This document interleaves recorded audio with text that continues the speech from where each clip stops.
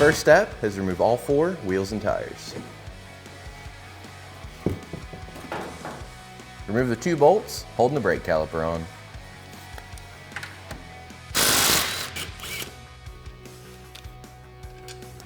Then remove the brake caliper. Remove the cotter pin from the castle nut. Then remove the castle nut and the hub. Remove the cotter pin from the tie rod end bolt. Then remove the bolt. Then remove the tie rod from the knuckle. Remove the bolt holding the ball joint to the knuckle. Then remove the lower A-arm. Sometimes the pry bar is needed to get the ball joint out of the knuckle.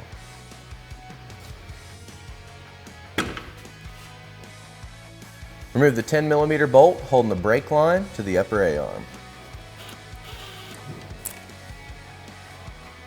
Remove the shock from the A-arm and the frame.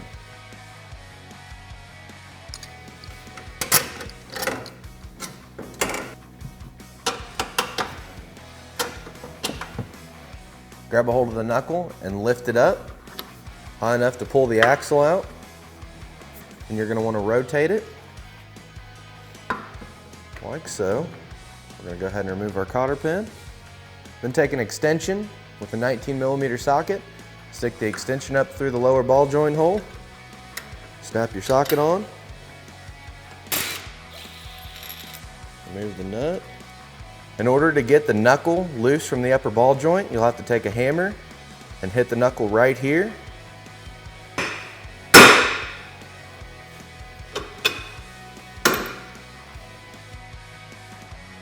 Remove the 2 upper A-arm bolts. Then remove the upper A-arm. Remove the 2 lower A-arm bolts. Then remove the A-arm. Cut the zip tie holding the boot to the rack and pinion.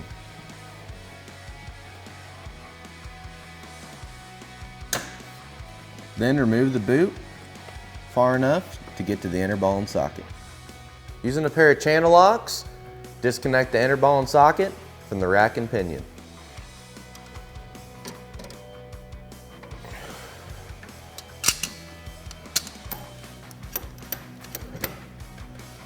If you have a factory steering stop, you want to go ahead and remove that. For this application, we're going to be using our provided brass steering stops. You want to take the steering stop, slide it over the shaft of the rack and pinion. Then we can go ahead and reinstall our inner ball and socket to the rack. We'll get our channel locks again. Make sure it's fully tightened. Then we can take our boot and go ahead and reinstall it. Take the provided zip tie. I found the easiest way is to start it out here, and slide it up. Make sure that the boot is fully seated all the way around. And go ahead and tighten this up. Then cut off the excess of the zip tie. And repeat all these steps for the opposite side. Install the provided bracket, working on the driver's side, so you want to make sure that the angle where the shock's going to go is facing towards the front of the machine. You're going to use your factory hardware on the top.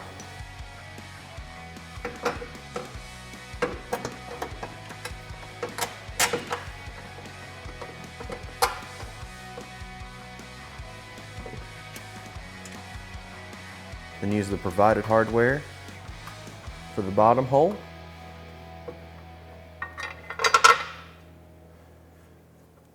You want to stick your bolt through and then reach around the back side.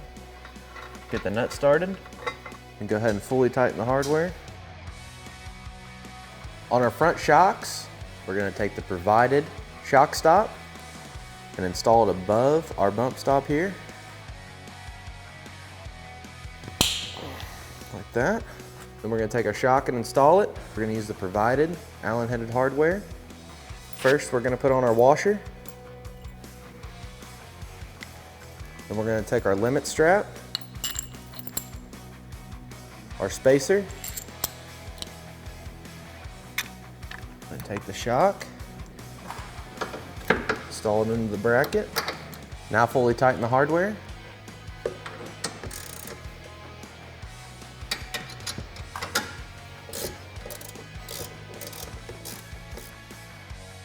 If you're installing SuperATV's ball joints, you're going to want to go ahead and remove this snap ring.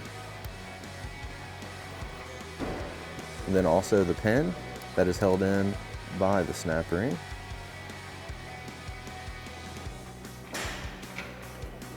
You're going to want to go ahead and start your ball joint in the A-arm.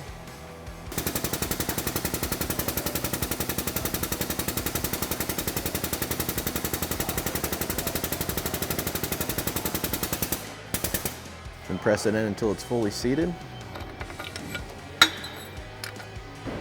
Then you're going to take a pick, make sure that there's no debris in the ring where the snap ring's going to go. Get our snap ring out of the bag. Get a pair of snap ring pliers.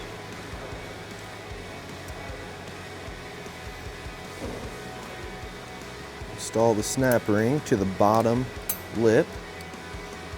And we're going to reinstall our snap ring for the top for our adjustment. But first we're going to install the pin.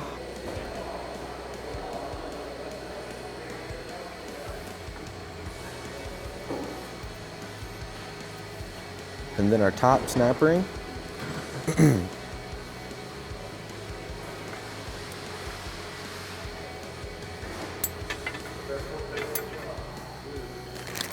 Now we're going to grab our boot.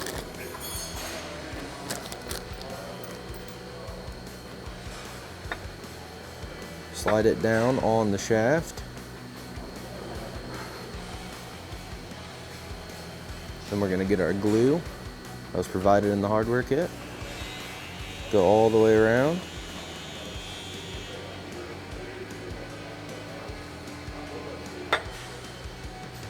And make sure that the boot fully seats. Let this set up for about 5 minutes.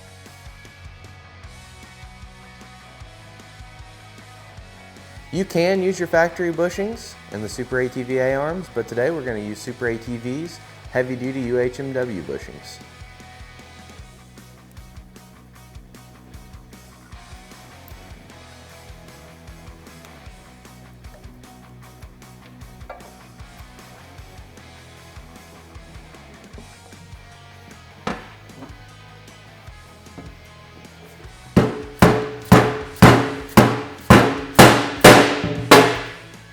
So to make sure that the bushing's in there good, make sure there's no gaps, make sure the sleeve's fully seated.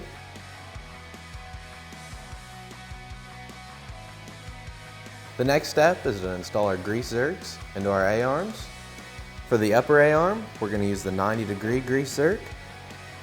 And for the lower, for the one with the pivot block, we're going to use the straight zerk. I'm going to take a wrench. And you'll want to angle them to the inside. That way you can get a grease gun on them.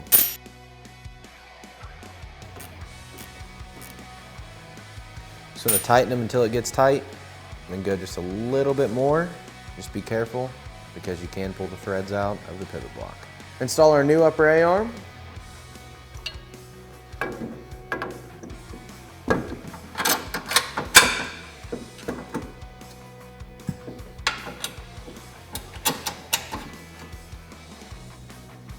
The next step is to reinstall the knuckle. We're going to install it to the upper ball joint first. Make sure that you install your washer.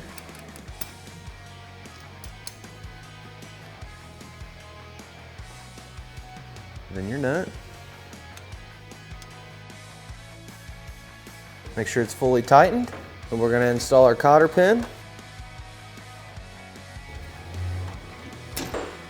Then take your axle, slide it back into the knuckle.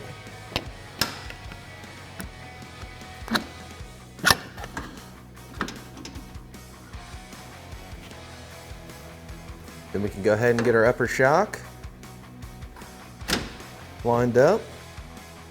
Then take your long Allen-headed screw, put your washer on, and then coming from the back with the threads facing towards the front of the machine, install it through the shock.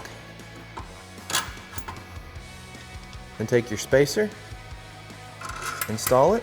We went ahead and preset the A-arms for you. but you do have the option to change your camber. If needed for some applications, you will, but for this one, we're gonna go ahead and try it on, see how it fits.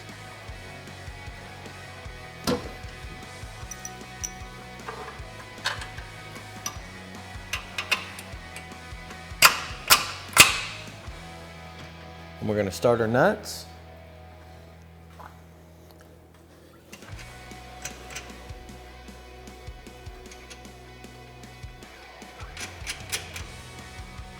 And install the lower ball joint into the bottom of the knuckle.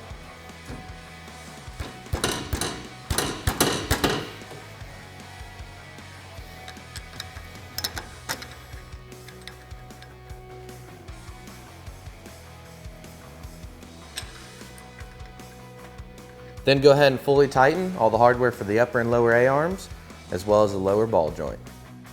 Reattach your tie rod, your hub, your brake caliper.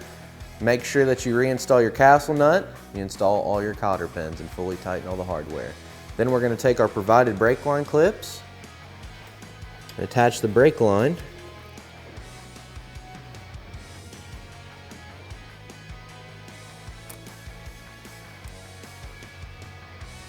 Then repeat the steps for the opposite side. Now moving on to the rear, we're going to loosen the sway bar link nut. And we're going to disconnect the lower and upper shock bolts. Move the bolts.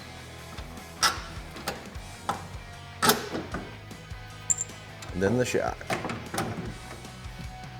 And then repeat these steps for the opposite side. Compress the spring until you can remove the retainer. Remove the spring from the shock. Install your spacer, ensuring that this portion is facing downward.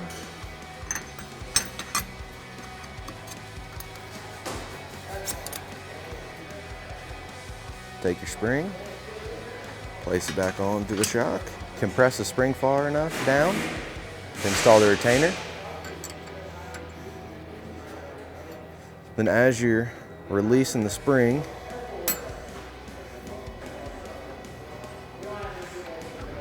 you're going to want to push on the shaft of the shock and pull on the spring in order to get it to seat.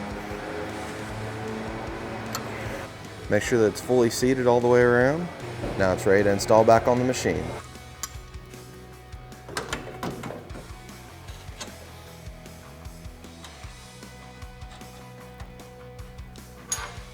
Once you got your shock in there and all your bolts in, go ahead and fully tighten the hardware, and don't forget to retighten the sway bar link. Then repeat the steps for the opposite side.